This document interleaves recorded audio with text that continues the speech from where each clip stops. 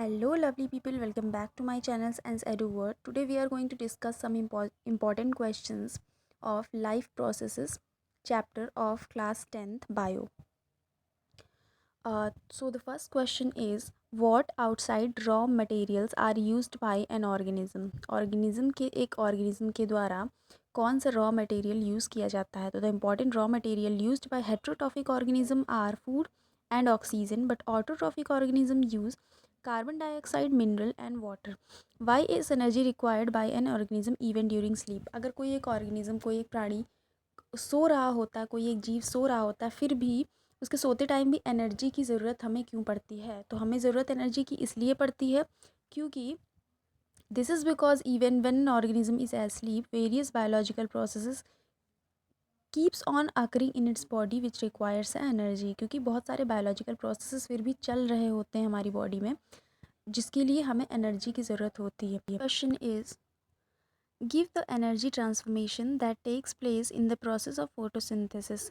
तो solar energy is converted into chemical energy during photosynthesis. What is chlorophyll? Chlorophyll is a green colored pigment found in the green leaves or green parts of the plant which traps solar energy for photosynthesis. Chlorophyll is present in cell organelle called chloroplast. Question number 5 is, name the various factors which affect the rate of photosynthesis.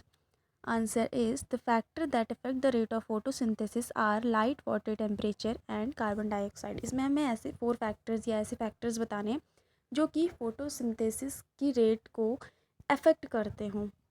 Next question is, define photolysis. The phenomena of breaking down of water molecule during solar energy absorbed by chlorophyll molecule is known as photolysis. Next question is, define light reaction.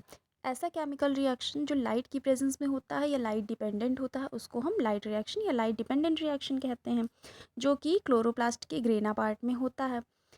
तो the chemical reaction which take place in only in the presence of light is called light reaction और light dependent reaction. अब dark reaction क्या होता है? Define dark reaction. तो dark reaction ऐसा reaction होता है जो कि अंधेरे में होता है या लाइट की एब्सेंस में होता है, इसीलिए उसको डार्क रिएक्शन कहते हैं या लाइट इंडिपेंडेंट रिएक्शन भी कहते हैं.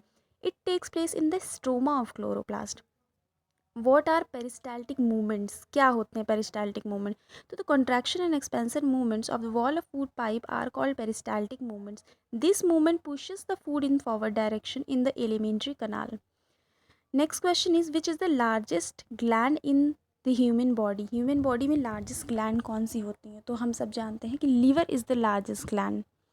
Next question is, give an example of an organism whose digestion in intracellular. ऐसे एक कोई ऑर्गेनिज्म का एग्जाम्पल देना है हमें जिसका डाइजेशन इंट्रासेलर होता है. तो amoeba. Name the various cells through which water moves upward to reach the leaves.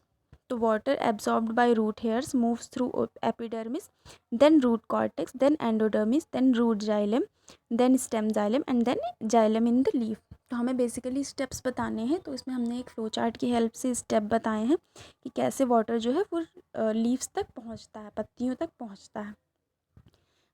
So the next and last question is, what will happen to a plant if its xylem is removed. अगर किसी plant का xylem जो होता है अगर हम उसे remove कर देते हैं तो एक प्लांट को क्या होगा?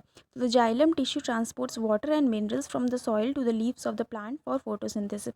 एक जाइलम टिश्यू जो होता है वो वाटर और मिनरल्स को पहुंचाता है सॉइल से लीव्स तक को, जिसकी हेल्प से फोटोसिंथेसिस होता है. तो चूंकि अगर जाइलम रिमूव कर दिया जाता है तो अपवर्ड मूवमेंट जो है वाटर का वो नहीं होगा, जिसकी वजह से लीव्स का विल्टिंग प्रोसेस स्टार्ट हो जाएगा और फिर ultimately causes death of plant. So that's it for today's video. See you in next video. Bye bye.